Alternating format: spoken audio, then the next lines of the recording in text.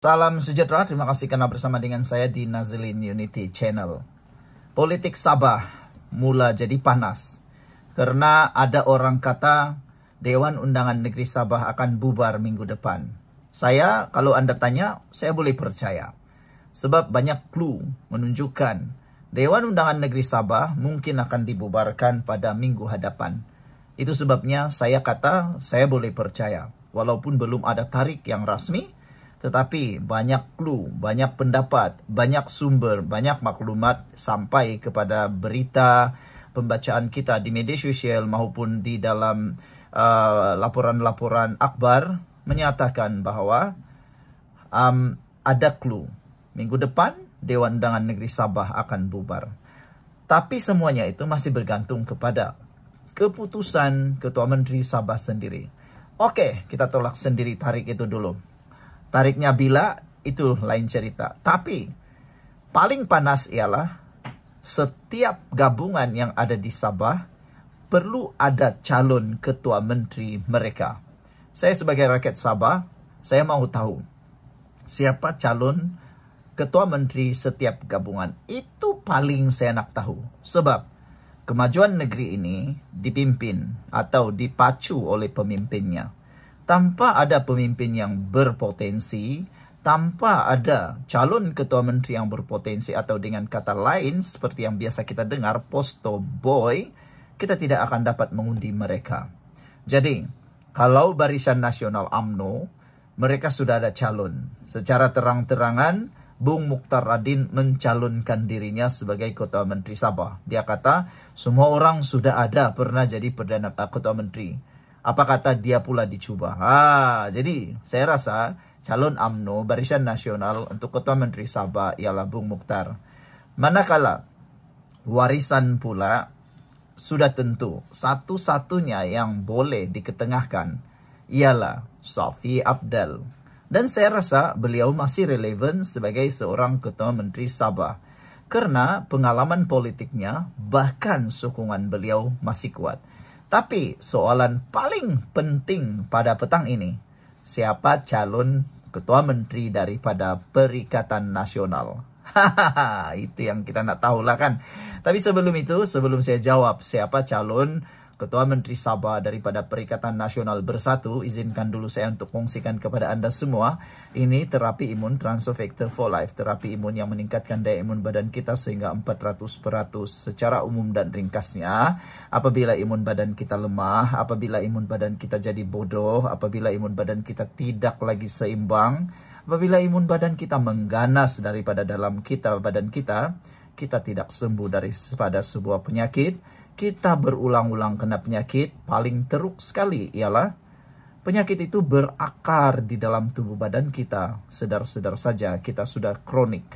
Tapi terapi imun ini mengajar, mendidik, dan menguatkan imun badan kita. Serta paling penting sekali, menyeimbangkan sistem imun badan kita supaya imun badan kita itu bukan sekadar kuat, bukan sekadar bijaksana, tetapi seimbang.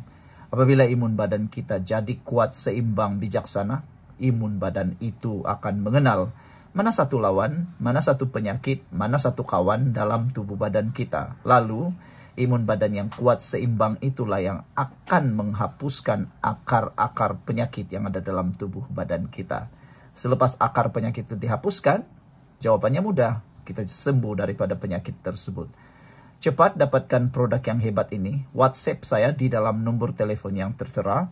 Dan produk ini lulus KKM, halal, diperakui oleh dokter-dokter di seluruh dunia. Produk ini adalah penemuan paling bersejarah dalam dunia kedokteran abad ini. Kalau kau sudah lama, tuan-tuan dan puan-puan, sudah lama berdoa untuk masalah kesehatan Anda, mungkin ini yang Tuhan hantar jawaban kepada doa Anda selama ini. Oke, kita jawab sekarang. Siapa calon ketua menteri daripada Perikatan Nasional Bersatu? Dia jawab, sudah ada calon ketua menteri.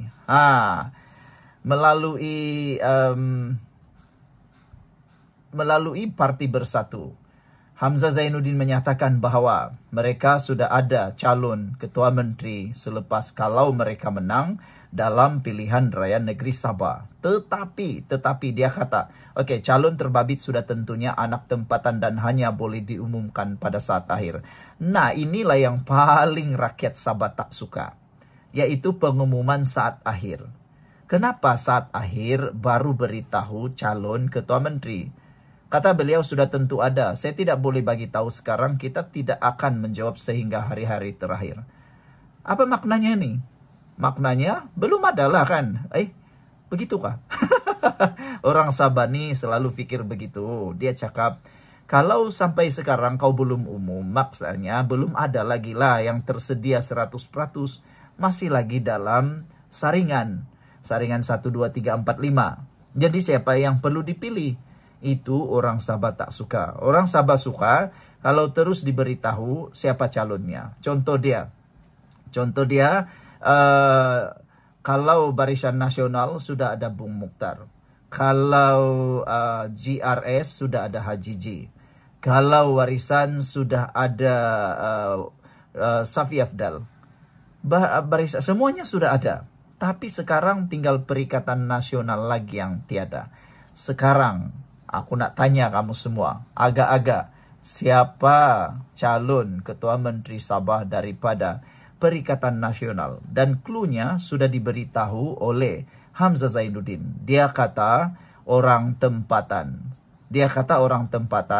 Dan dia kata kamu boleh lihat pemimpin masa depan, generasi muda dan tokoh yang ada termasuk di Sabah bukan saja mampu ambil alih, tapi meneruskan perjuangan demi masa depan rakyat.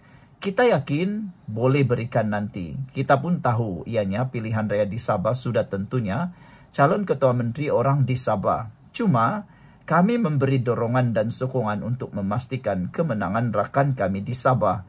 Katanya pada sidang media di sini hari ini.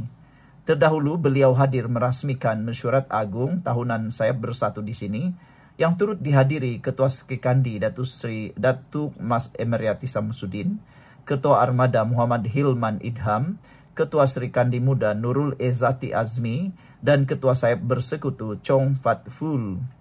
Mengulas lanjut, Hamzah yang juga Ketua Pembangkang mendakwa, perpecahan yang tercetus dalam kalangan parti kerajaan untuk mendepani PRN Sabah mampu memberikan kelebihan kepada Bersatu dan PN. Coba kita lihat, hari ini suara yang kita dengar, mereka bersama, tapi dalam masa sama mereka bercakaran sesama mereka. Orang tengah siapa? Daripada pimpinan Perdana Menteri Datuk Seri Anwar Ibrahim sendiri, katanya lagi. Perdana Menteri berkahwin dengan sebelah kiri dan kanan, tapi kiri dan kanan tidak bertegur sapa. Ini menunjukkan mereka tidak bersatu. Yang penting pada kita rakyat melakukan sesuatu yang lebih baik dan kita bersedia untuk ambil alih dan beri keyakinan kepada rakyat, kata beliau.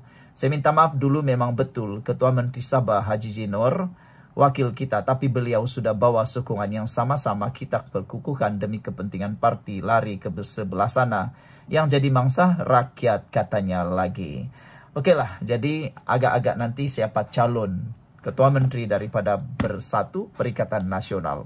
Mereka satu-satunya gabungan yang belum ada calon ketua menteri. Yang itu orang Sabah tak suka. Sekian dulu untuk kali ini. Jangan lupa tinggalkan komen Anda. Bye-bye.